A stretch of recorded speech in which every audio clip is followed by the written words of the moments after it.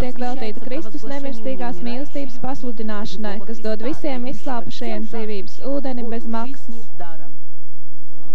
Šodien mūsu dievkalpojums notiek Baterūžas pilsētā, Luiziānas štatā. Jēzus atnāks ļoti drīz. Viņa atnākšana daudz tuvāka, nekā mēs to varam iedomāties. Kā sieviete, kuras miesās rosās bērns, kura skaita dienas līdz dzemdībām, tā arī mēs skaistām dienas, līdz debesis atvērsies un mums atklāsies jauna diena zemē, kuru sauc par debesīm. Un tagad mēs jūs uzaicinām uz mūsu dievkalpojumu. И вот о чем она говорит. Although he has millions of stars to think about, although the sun, the moon and the stars are in his care, how wonderful to know wherever you may go, he can be reached just by a whispered prayer. It matters to him about you. Yes, it does. Your heartaches, your burdens he shares.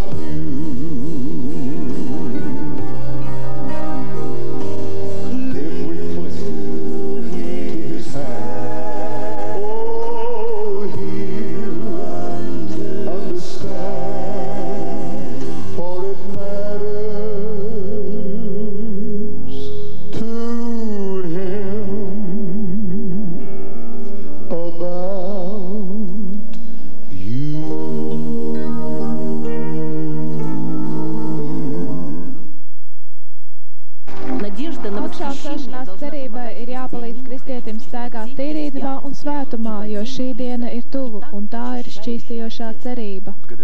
Pateicos jums, ja jums ir bībeles, atveriet lūdzu ar mani kopā. Pāvila 1. vēstule Tesaloniķiešiem,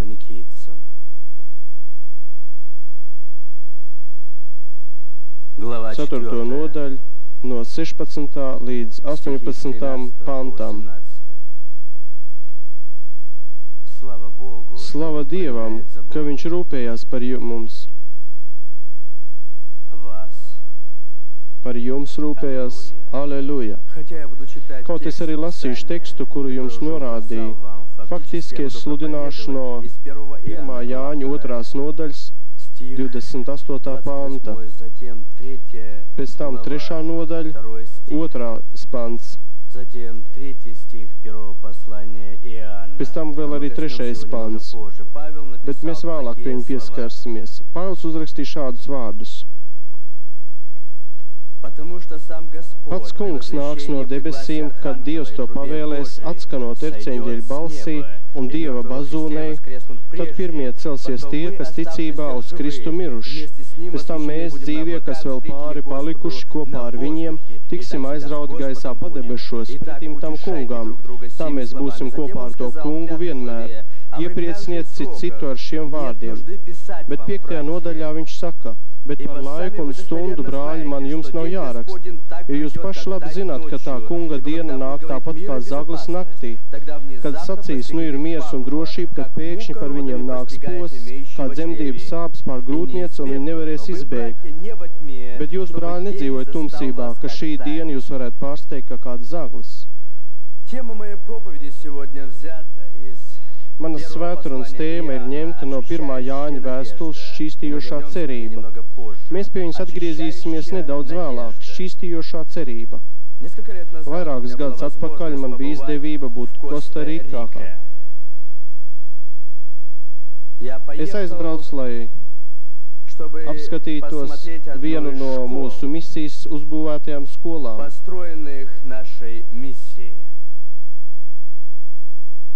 Un tad, kad mēs uz turienu aizbraucām, es nezinu tieši, cik mēs Kostarikā uzbūvējām, 2, 3, 5, 6.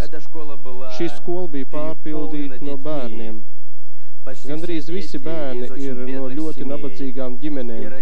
Šo bērnu vecāku vēl labu laiku, pēc tā, kad skola jau bija pārpildīta, lūdzu, pieņemiet manu dēlu vai meitu, jo viņiem nav iespējams izglītoties. To es saku ar nožēlas izjūtu. Kad mēs bijām tur, skolas celtniecība bija pabeigta. Es domāju, 3 vai 4 mēnešus atpakaļ. Tas bija viņu 1. ceturksnis. Un viņi palūdz, lai es uzrunātu skolotājus. Ar lielāko prieku, teicu. Viņi visi sapulcējās pavisam nelielā istabā. Es domāju, tur bija 25-30 cilvēki. Istaba bija piepildīta.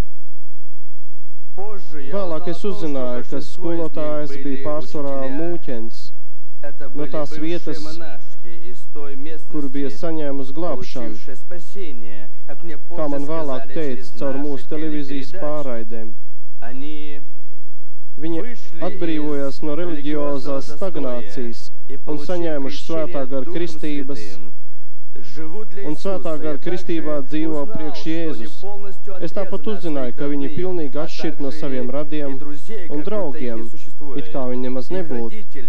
Tāpat viņu vecāki brāļi un māsas draugi pilnīgi ir atteikušies no viņiem. Viņiem nav nekāda kontakta, viņu ģimenes izturējās pret viņiem tā, it kā viņu nebūtu starp dzīvajiem. Viņu draugi ar viņiem nerunāja un nevēlējās nekā kopēja ar viņiem.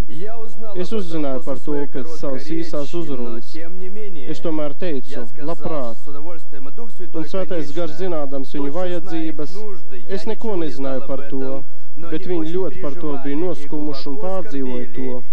Un lai cik tas nebūtu dīvaini Majam pilsētā, kad izbrauc